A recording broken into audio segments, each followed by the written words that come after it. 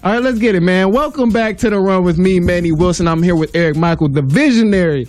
You do everything, man. What's going on? What's the deal, man? You do everything. You cook.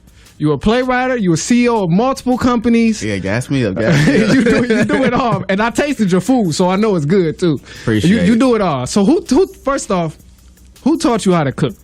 All right, so First off. what had happened was I got my first apartment, and I couldn't cook anything. Really? Like, it was me, my mans Don, Kyle, and Keenan. And, you know, all we used to do was get fast food all the time. So I had this one of my friends, she made, like, chicken Alfredo. I know it's chicken and steak Alfredo. Oh, okay. My boy was, like, busting.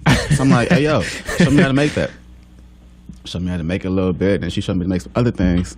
I'm like, dang, it's actually kind of cool knowing how to cook. Right. And then, you know, at first, you know, girls like dudes that can cook. Yeah. So I just started like looking things on YouTube and whatnot, trial and error.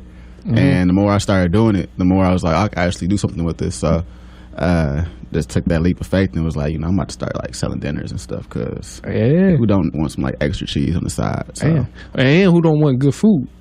Facts. Yeah, that's Big true. Facts. That's true. So you write plays as well. You do a little bit of modeling also. So which one are you most passionate about?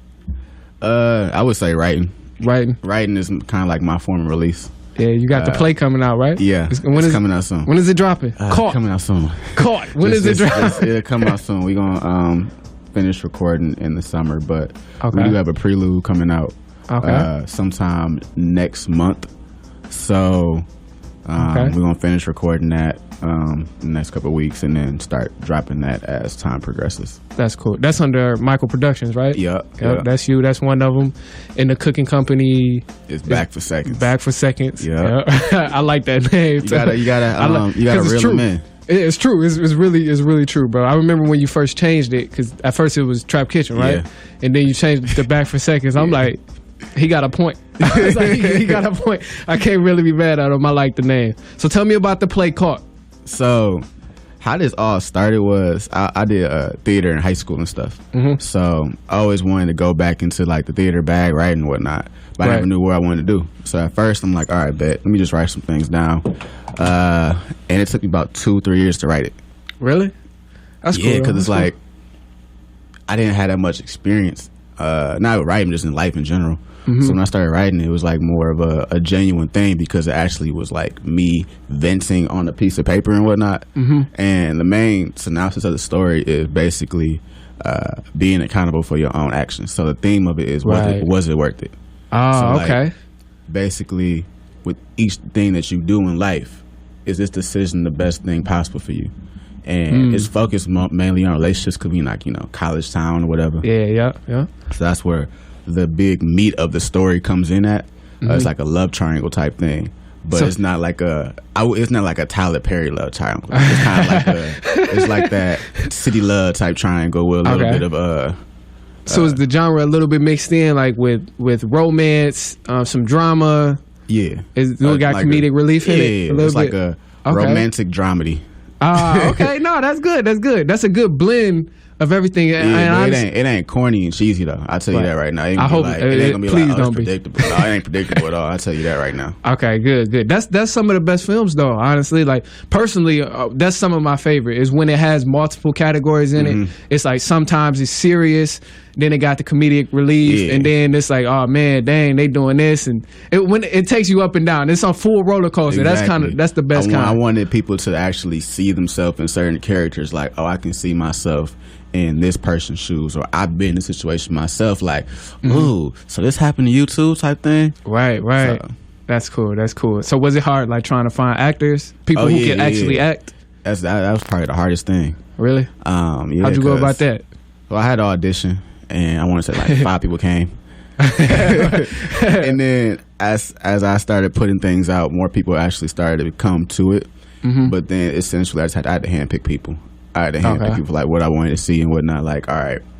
And I had to decipher between, you know, personal and business. So it's like, all right, cool. Right. Yeah, I may message you on the personal tip, but on that business tip, this is crucial to me. You know, you kind of hurting me, you know. And there's some people I like, they wasn't on the core business wise. Like their schedule didn't align with mine and stuff. So we couldn't move forward. But Yeah, it's low key harder than what you think it is. So that's Really? another reason why we have to take a step back and reshoot and refocus, just to make sure we get the most out of the opportunity. That's cool. Is it something you would have did differently, like in terms of when you first started the film? Oh yeah. The first, I probably would have done it scene by scene, opposed of like trying to do everything in like maybe like 2-3 scenes in a day or stuff like that.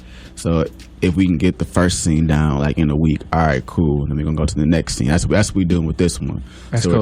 we're taking our time with the prelude and whatnot, making sure that it is effective with the marketing campaign and everything and whatnot too.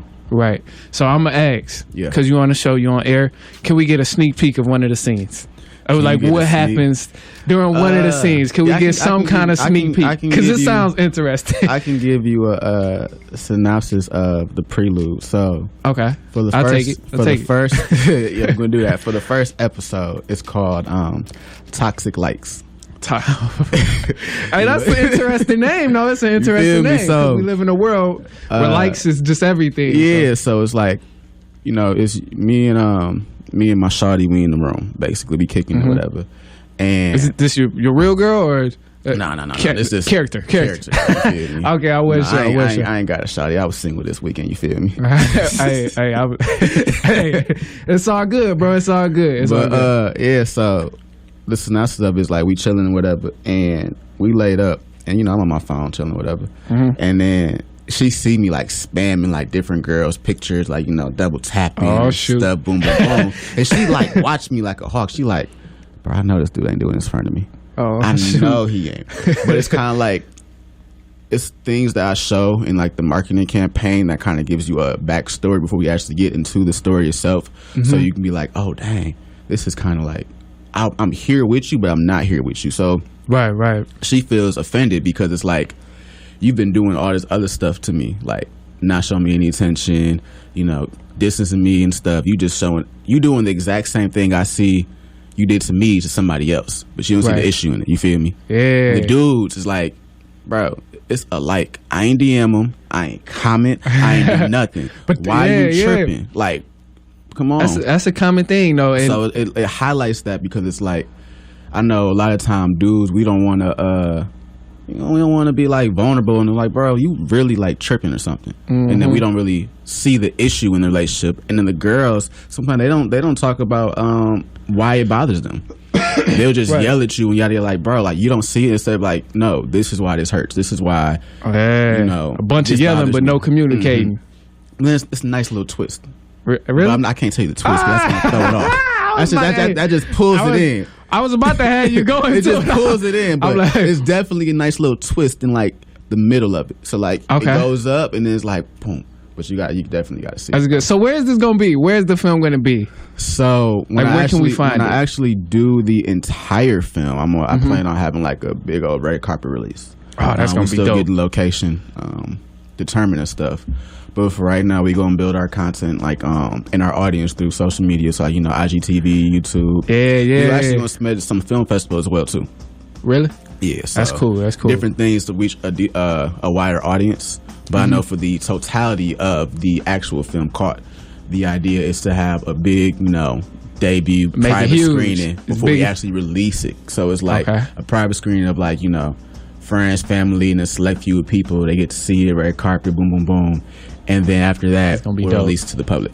Oh, that's gonna be dope. Yeah, that's gonna be sweet, man. I'm excited for it, honestly, because you done gassed it up.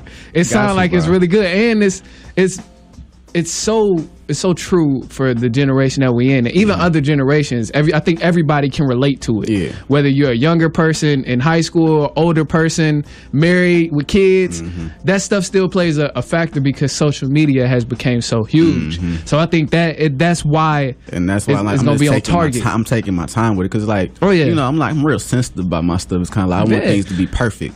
Yeah, ain't nothing wrong with that. When the balls start rolling, it's like full throttle. Right, yeah. I'm gonna be in the mirror with the buffs on, like Norris in the mall. Like my guy up here with he got the buffs on. He got the buffs on. He coming all day. He was ready too. He was ready. So yeah, but I already know once it drops, it's gonna be something very, very like. That's cool. relatable. It's going to actually, it's like, ooh, I'm ready for the next one. Because I tell you, each thing builds up.